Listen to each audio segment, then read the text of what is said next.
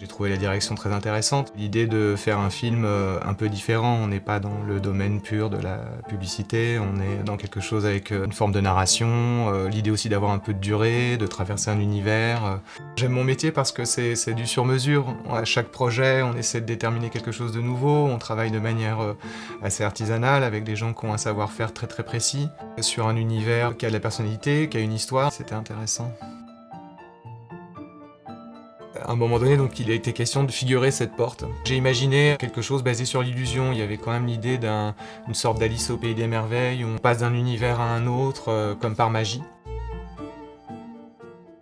On a tourné dans une des salles d'apparat du château de Fontainebleau.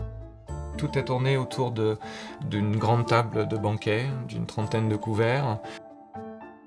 Ça m'intéressait beaucoup d'intégrer au maximum des véritables éléments du Ritz, puis de vraiment travailler la finesse de l'approche pour avoir quelque chose d'exceptionnel, tout en gardant quelque chose dans lequel on puisse incarner son propre fantasme, quoi. On a travaillé aussi sur des éléments qui créaient des reflets, des miroirs, pour arriver un peu à perdre un peu l'œil du spectateur.